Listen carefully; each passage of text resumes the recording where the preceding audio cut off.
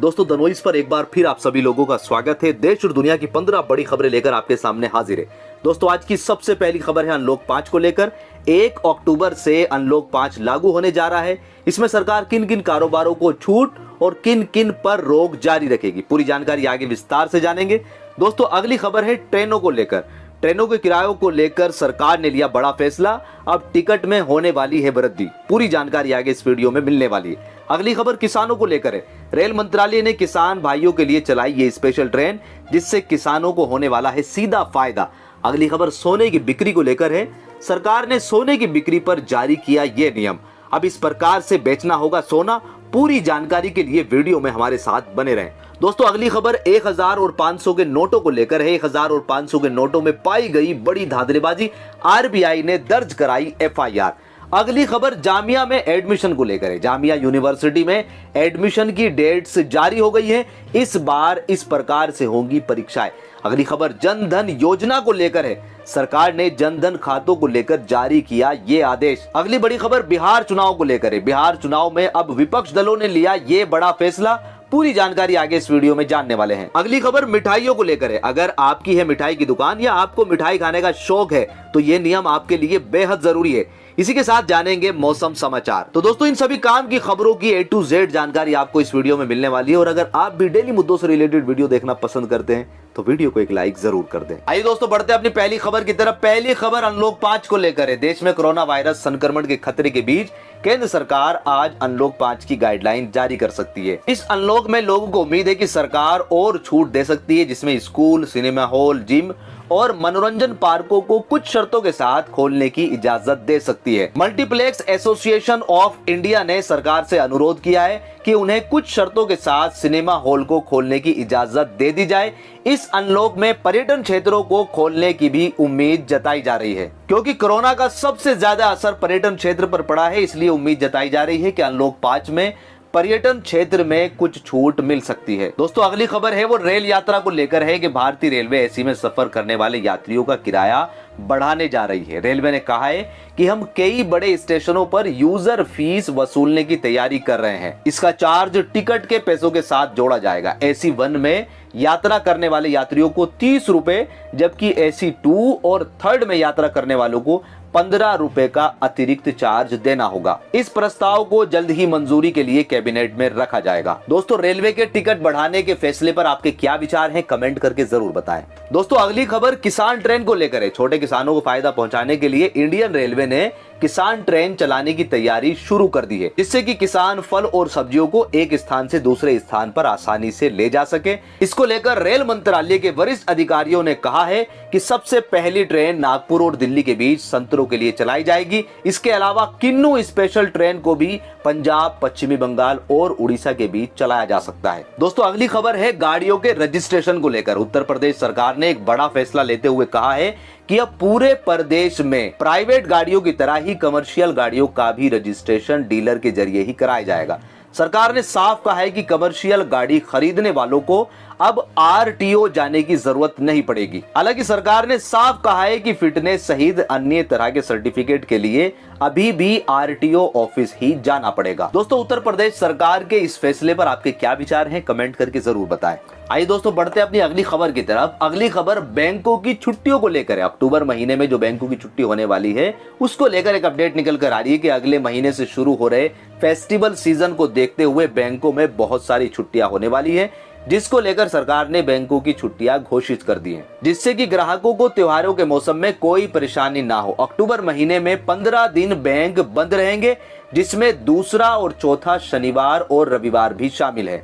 अक्टूबर माह में दुर्गा पूजा, महासप्तमी, महानवमी, दशहरा, मिलाद शरीफ, ईद मिलादुन नबी, लक्ष्मी पूजा, सरदार वल्लभ भाई पटेल जयंती, वाल्मीकि जयंती के त्योहार शामिल है। हालांकि बैंकों ने कहा है कि वो अपने एटीएम में पर्याप्त पैसा रखेंगे, जिससे ग्राहकों को त्योहारों के मौसम में कोई परेशानी ना हो। दोस्तों फेस्टिवल के मौसम में क्या एटीएम आपके पैसों की भरपाई पूरी तरीके से कर पाता है? जो भी आपके विचार हैं आप कमेंट करके जरूर बताएं। तो दोस्तों अगली अपडेट जो है वो संस्कृत भाषा को लेकर है। उत्तर प्रदेश की योगी सरकार ने देश की प्राचीन भाषा संस्कृत को बढ़ावा देने के लिए एक बड़ा फैसला लिया है, जिसके अनुसार अब यूपी में सरकार के कामकाज को हिंदी, उर्दू, अंग्रेजी भाषा के साथ साथ संस्कृत में भी बताया जाएगा।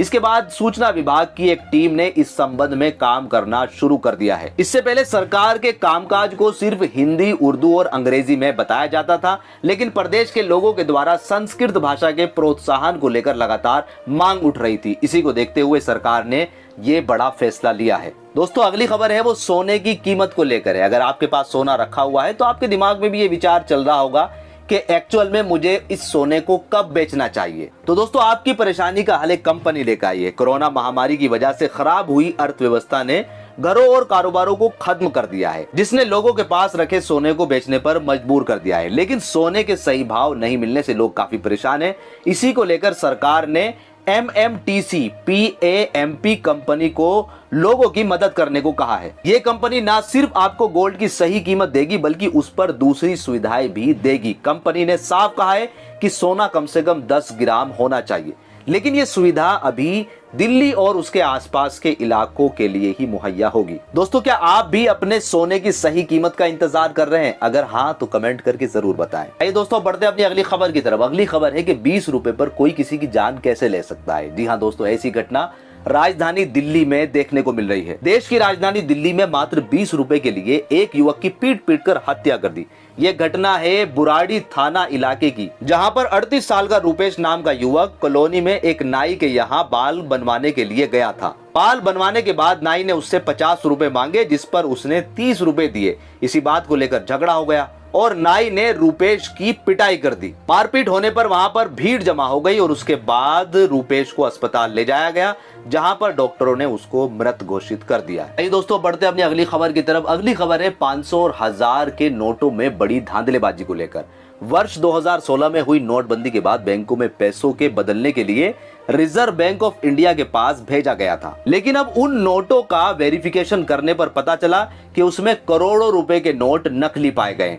ये मामला है लखनऊ महानगर की RBI की करेंसी चेस्ट का, जिसमें अलग अलग बैंकों ने 2017-18 में 500 और 1000 के पुराने नोट जमा कराए थे, जिसमें से 500 रुपए के 9753 नोट और 1000 के 5783 नोट जाली मिले हैं। इस मामले में RBI की तरफ से महानगर थाने में केस दर्ज कराया गया है। तो दोस्तों, 2016 की धांधलेबाजी अब 2020 में धीरे धीरे सामने आ रही है। नोटबंदी को लेकर आपके क्या विचार हैं दोस्तों, कमेंट करके जरूर बताएं। दोस्तों, अगली अपडेट जो है वो जामिया में एडमिशन को लेकर है। कोरोना संक्रमण के बीच देश के बड़े विश्वविद्यालयों में शुमार जामिया मिल्लिया इस्लामिया ने प्रवेश परीक्षा की तारीखों का ऐलान कर दिया है। यह परीक्षा 10 अक्टूबर से शुरू होगी, जिसके जरिए 126 अंडर ग्रेजुएट, पोस्ट ग्रेजुएट और डिप्लोमा प्रोग्राम में एडमिशन दिया जाएगा। यूनिवर्सिटी ने बताया कि इस बार कोरोना संक्रमण की वजह से सिर्फ 4000 स्टूडेंट को ही एक समय में परीक्षा में बिठाया जाएगा। इससे पहले 12000 छात्रों को एक साथ बिठाया जाता था। हालांकि परीक्षा के लिए कितने सेंटर बनाए जाएंगे, इसको लेकर अभी कोई जानकारी विश्वविद्यालय की तरफ से जारी नहीं की गई है। दोस्तों, अगली खबर जो है वो उत्तर प्रदेश से। उत्तर प्रदेश के CM ने किया बड़ा ऐलान, उपचुनाव से पहले की बड़ी घोषणा। उत्तर प्रदेश के उन्नाव में बागरमऊ सीट पर होने वाले उपचुनाव से पहले मुख्यमंत्री ने बड़ी घोषणा करते हुए जिले की 21.59 करोड़ की 148 परियोजनाओं का शिलान्यास किया। वे 72.36 करोड़ लागत से 44 विकास कार्यों का लोकार्पण किया। मुख्यमंत्री ने कहा कि ये कोई चुनावी योजना नहीं है जिसको चुनाव के समय में दिया जा रहा है। हम प्रदेश की प्रगति के लिए ये सब कार्य कर रहे हैं। वहीं दूसरी तरफ जनता का मुख्यमंत्री से सवाल है कि इन सभी परियोजनाओं को चुनाव से पहले ही हाईलाइट क्यों किया गया है। दोस्तों, अगली खबर जो है वो प्रधानमंत्री जनधन खाते को लेकर है। हिमाचल प्रदेश के प्रधानमंत्री जनधन योजना के तहत खोले गए 1,08,000 खाते जीरो बैलेंस हो गए। पिछले एक साल में जीरो बैलेंस के खातों की संख्या 20,000 बढ़ गई है। इस पर वित्त विभाग ने बैंकों को फटकार लगाते हुए सभी खातों को क्रियाशील करने के निर्देश दिए हैं। विभाग ने कहा है कि अगर खाते बंद हो जाएंगे तो खाता धारक को 2 लाख रुपए के बीमा से वंचित हो जाना पड़ेगा। दोस्तों, जिन लोगों के जनधन खाते का बैलेंस जीरो हो गया है, क्या सरकार को उन लोगों की मदद करनी नहीं चाहिए? कमेंट करके जरूर बताएं। आइए दोस्तों, अब बढ़ते हैं अपनी अगली खबर की तरफ। अगली खबर है बिहार चुनाव को लेकर। बिहार में अक्टूबर नवंबर में होने वाले चुनाव को लेकर कई दलों के बीच सीट बंटवारे को लेकर रस्साकशी शुरू हो गई है। इसी खींचतान के बीच पप्पू यादव की जन अधिकार पार्टी, चंद्रशेखर आजाद की समाज पार्टी और बीएमपी और social democratic party of India ने मिलकर एक नए गठबंधन की नींव रखकर एक नई पार्टी बनाई है, जिसका नाम प्रोग्रेसिव डेमोक्रेटिव अलायंस पीडीए रखा गया है। इस पार्टी की घोषणा करते हुए पप्पू यादव ने कहा है कि बिहार के इस जंगल राज को खत्म करना है। इसी को ध्यान में रखते हुए इस पार्टी का गठन किया गया है। कौन सी पार्टी बिहार में इस बार सरकार बना सकती है, कमेंट करके जरूर बताएं। आइए दोस्तों, बढ़ते अपनी अगली खबर की तरफ। अगली खबर है मिठाइयों को लेकर। अगर आपकी मिठाई की दुकान है या आप मिठाई खाने के शौकीन हैं, तो आपके लिए अब नया नियम बन गया है। भारतीय खाद्य संरक्षा एवं मानक प्राधिकरण FSSAI के नए नियम के तहत दुकानों में मिठाइयों की थालियों पर बेस्ट बिफोर हलवाइयों के लिए लिखना जरूरी होगा। मतलब जिस समय तक मिठाई खाने योग्य होगी उसकी तारीख मिठाई की थाली पर लिखनी होगी। हालांकि मिठाई बनाने की तारीख थाली पर लिखना अनिवार्य नहीं होगा, क्योंकि FSSAI ने इसको हलवाइयों की इच्छा पर छोड़ दिया है। दोस्तों, मिठाइयों पर बने इस नए नियम के बारे में आपके क्या विचार हैं, कमेंट करके जरूर बताएं। आइए दोस्तों, बढ़ते अपने मौसम समाचार की ओर। मौसम विभाग के अनुसार अगले 24 घंटे में अंडमान व निकोबार द्वीप समूह में हल्की बारिश के बीच एक दो स्थानों पर भारी बारिश होने की भी संभावना है। वहीं तेलंगाना, आंध्र प्रदेश, कर्नाटक और तमिलनाडु के कुछ स्थानों पर हल्की से मध्यम बारिश देखने को मिल सकती है। तो दोस्तों, ये थी आज दिन भर की 15 बड़ी खबरें। उम्मीद करते हैं कि वीडियो आपको पसंद आई होगी। वीडियो आपको पसंद आई है तो वीडियो को लाइक और शेयर जरूर कर दें।